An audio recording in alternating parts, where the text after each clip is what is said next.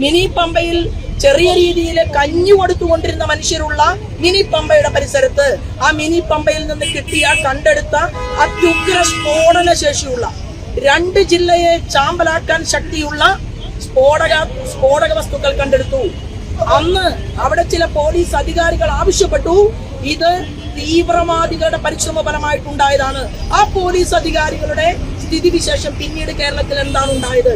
ആ കേസ് എവിടെ? BJP-ക്കാർക്ക് ഇവിടെ നിലനിൽക്കണം ആരോഗ്യത്തോടുകൂടി എന്ന് ആഗ്രഹിക്കുന്നവരെ ചുറ്റി വളഞ്ഞ് പരിശോധന നടത്തിയിട്ടൊന്നും ഒരു ഉണ്ടയും ഉണ്ടാകാൻ പോകുന്നില്ല. ഞാൻ പറയാൻ ആഗ്രഹിക്കുന്നത്, ആ പോലീസിനെ മാത്രം തിരഞ്ഞാൽ മതിയോ കേരളത്തിലെ ആഭ്യന്തര വകുപ്പ്?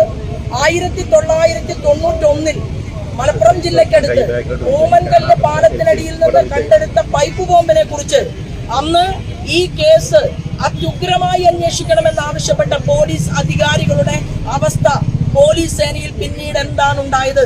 അന്വേഷിക്കണം മാധ്യമ സുഹൃത്തുക്കൾ. വർഷങ്ങൾക്കു ശേഷം ചില ഉദാഹരണങ്ങൾ മാത്രം ഞാൻ പറയുകയാണ്. കുറ്റിപ്പുറം മിനി പമ്പയിൽ അയ്യപ്പസ്വാമിമാർ ദർശനം നടത്താൻ വേണ്ടി വരുന്ന 41 ദിവസക്കാലം മിനി പമ്പയിൽ ചെറിയ രീതിയിൽ കഞ്ഞി കൊടുത്തുകൊണ്ടിരുന്ന മനുഷ്യരുള്ള മിനി പമ്പയുടെ പരിസരത്ത് ആ മിനി പമ്പയിൽ നിന്ന് കിട്ടിയ കണ്ടെടുത്ത അത്യുഗ്ര സ്ഫോടന ശേഷിയുള്ള 2 ജില്ലയെ ചാമ്പലാക്കാൻ ശക്തിയുള്ള സ്ഫോടക വസ്തുക്കൾ കണ്ടെടുത്തു. അന്ന് അവിടെ ചില പോലീസ് അധികാരികൾ ആവശ്യപ്പെട്ടു, ഇത് തീവ്രവാദികളുടെ പരിശ്രമ ഫലമായിട്ടുണ്ടായതാണ്. ആ പോലീസ് അധികാരികളുടെ സ്ഥിതിവിശേഷം പിന്നീട് കേരളത്തിൽ എന്താണ് ഉണ്ടായത്? ആ കേസ് എവിടെ എത്തി നിൽക്കുന്നു? പാനായിക്കുളത്തും വാഗമണ്ണിലും ഉൾപ്പെടെ തോമസ് മാഷുടെ കൈവെട്ടിയെടുത്ത പ്രദേശത്തുൾപ്പെടെ നല്ലവരായിട്ടുള്ള പോലീസ് അധികാരികൾക്ക് ഒരുപാട് ബുദ്ധിമുട്ടേണ്ടി വന്നുവെങ്കിൽ അവരുടെ എല്ലാം കണക്കെടുത്തിട്ട് പോരെ.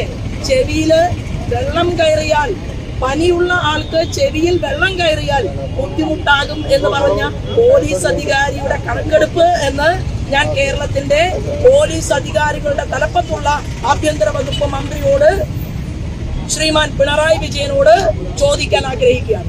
അപ്പോ എന്തായാലും ശരി, ഒരു കാര്യം ഉറപ്പാണ്, നല്ല കാര്യം ചെയ്യുന്ന പോലീസ് അധികാരികൾക്ക്. കാരണം ഇവിടെ ഭാരതീയ ജനതാ പാർട്ടിയുടെ ജില്ലാ അധ്യക്ഷൻ ജസ്റ്റിൻ ജേക്കബിനെ പിറകിൽ നിന്ന് തലക്കടിച്ച് അദ്ദേഹത്തെ ഒരിക്കലും കട്ടിലിൽ നിന്ന് എണീക്കാൻ പാടില്ലാത്ത അവസ്ഥയിലേക്ക് ആക്കണം എന്ന് ഗൂഢാലോചന നടത്തിയ പോലീസ് അധികാരി ആരാണ്? കണ്ടുപിടിക്കണ്ടേ? ടോൾ സമരത്തിൽ ഞാൻ നിങ്ങൾക്ക് വേണമെങ്കിൽ അതിന്റെ പഴയ വീഡിയോ, ഒരു വലിയ മാധ്യമങ്ങളൊന്നും അന്ന് ഉണ്ടായിരുന്നില്ല, മാധ്യമങ്ങളെല്ലാം ചിതറി ഓടി. TCB ചാനലിൽ മാത്രമാണ് ആ വാർത്ത പ്രത്യക്ഷപ്പെട്ടത്. എന്നെ വളഞ്ഞിട്ട് എന്നെയും എന്റെ സഹപ്രവർത്തകരെയും തല്ലാനും സർജറി നടത്തുന്ന അവസ്ഥയിൽ ആശുപത്രിയിൽ അഡ്മിറ്റ് ചെയ്യാനും അന്ന് നേതൃത്വം കൊടുത്ത ഒരു പോലീസ് അധികാരി ഇന്ന് തൃശൂർ ജില്ലയിലെ ആ സമരം നടക്കുന്ന സമയത്ത് അവിടെ ഉണ്ടായിരുന്നല്ലോ. എന്റെ മാന്യത കൊണ്ട് ഞാൻ പറഞ്ഞോ, എന്നെ അടിച്ചു, എന്നെ തല പൊളിച്ചു, എന്നെ ആശുപത്രിയിൽ 8 ദിവസക്കാലം ഞാൻ കിടന്നു. അതിനുശേഷമാണ് എനിക്ക് പുറത്തിറങ്ങാൻ സാധിച്ചത്. ആ പോലീസ് അധികാരി ഇവിടെ കാവൽ നിൽക്കുന്നുണ്ട് എന്ന് ഞാൻ പറഞ്ഞോ? ഇല്ലല്ലോ. എന്താ പറയാതിരുന്നത്? കാരണം അത് അദ്ദേഹത്തിന്റെ ഡ്യൂട്ടിയാണ്.